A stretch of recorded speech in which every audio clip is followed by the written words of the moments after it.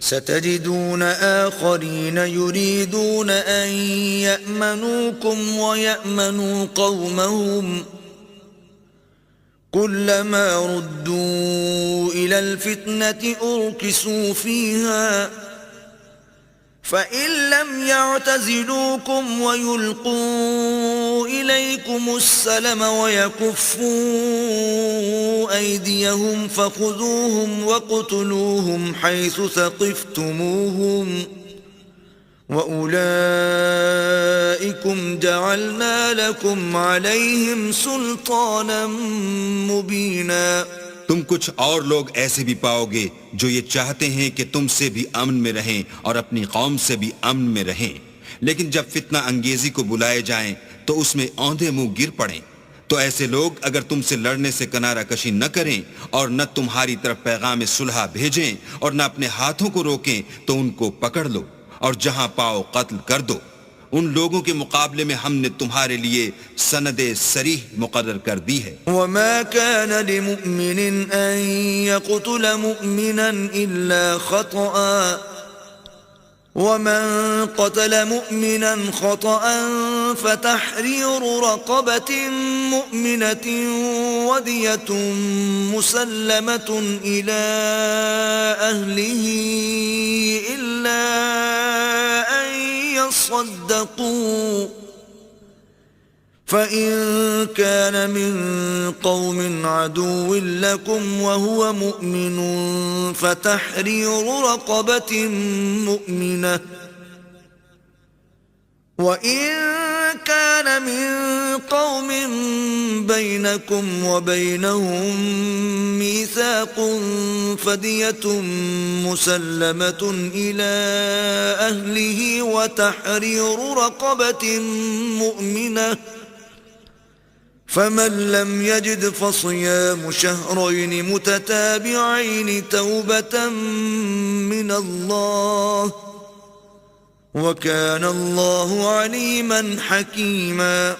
اور کسی مومن کو شایع نہیں کہ مومن کو مار ڈالے مگر بھول کر، اور جو بھول کر بھی مومن کو مار ڈالے تو ایک مسلمان غلام آزاد کر دے اور دوسرے مقتول کے وارثوں کو خون بہا دے. ہاں اگر وہ معاف کر دیں تو ان کو اختیار ہے. اگر مقتول تمہارے دشمنوں کی جماعت میں سے ہو اور وہ خود مومن ہو تو صرف ایک مسلمان غلام آزاد کرنا چاہیے. اور اگر مقتول ایسے لوگوں میں سے ہو جن میں اور تم میں صلح کا عہد ہو تو وارثان مقتول کو خون بہا دینا اور ایک مسلمان غلام آزاد کرنا چاہیے. اور جس کو یہ میسر نہ ہو وہ متواتر 2 مہینے کے روزے رکھے. یہ کفارہ اللہ کی طرف سے قبول توبہ کے لیے ہے، اور اللہ سب کچھ جانتا اور بڑی حکمت والا ہے. ومن يقتل مؤمنا متعمدا فجزاؤه جهنم خالدا فيها وغضب الله عليه ولعنه وأعد له عذابا عظيما. اور جو شخص مسلمان کو قصداً مار ڈالے گا تو اس کی سزا دوزخ ہے جس میں وہ ہمیشہ جلتا رہے گا، اور اللہ اس پر غضبناک ہوگا اور اس پر لعنت کرے گا، اور ایسے شخص کے لیے اس نے بڑا سخت عذاب تیار کر رکھا ہے. يا أيها الذين آمنوا إذا ضربتم في سبيل الله فتبينوا ولا تقولوا لمن ألقى إليكم السلام لست مؤمنا تبتغون عرض الحياة الدنيا فعند الله مغانم كثيرة كذلك كنتم من قبل فمن الله عليكم فتبينوا إن الله كان بما تعملون خبيرا. مومنو، جب تم اللہ کی راہ میں باہر نکلا کرو تو تحقیق سے کام لیا کرو، اور جو شخص تم سے سلام علیک کرے اس سے یہ نہ کہو کہ تم مومن نہیں ہو، اور اس سے تمہاری غرض یہ ہو کہ دنیا کی زندگی کا فائدہ حاصل کرو. سو اللہ کے نزدیک بہت سی غنیمتیں ہیں. تم بھی تو پہلے ایسے ہی تھے، پھر اللہ نے تم پر احسان کیا، تو آئندہ تحقیق کر لیا کرو، اور جو عمل تم کرتے ہو اللہ کو سب کی خبر ہے۔ لا يستوي القاعدون من المؤمنين غير أولي الضرر والمجاهدون في سبيل الله بأموالهم وأنفسهم فضل الله المجاهدين بأموالهم وأنفسهم على القاعدين درجة وَكُلًّا وَعَدَ اللَّهُ الْحُسْنَى وَفَضَّلَ اللَّهُ الْمُجَاهِدِينَ عَلَى الْقَاعِدِينَ أَجْرًا عَظِيمًا۔ جو مسلمان گھروں میں بیٹھ رہتے اور لڑنے سے جی چراتے ہیں اور کوئی عذر نہیں رکھتے وہ، اور جو اللہ کی راہ میں اپنے مال اور جان سے لڑتے ہیں وہ دونوں برابر نہیں ہو سکتے۔ مال اور جان سے جہاد کرنے والوں کو بیٹھ رہنے والوں پر اللہ نے درجے میں فضیلت بخشی ہے، اور گو نیک وعدہ سب سے ہے، لیکن اجر عظیم کے لحاظ سے اللہ نے جہاد کرنے والوں کو بیٹھ رہنے والوں پر کہیں فضیلت بخشی ہے۔ درجات منه ومغفرة ورحمة وَكَانَ اللَّهُ غَفُورًا رَحِيمًا، یعنی اللہ کی طرف سے درجات میں اور بخشش میں اور رحمت میں، اور اللہ بڑا بخشنے والا اور مہربان ہے۔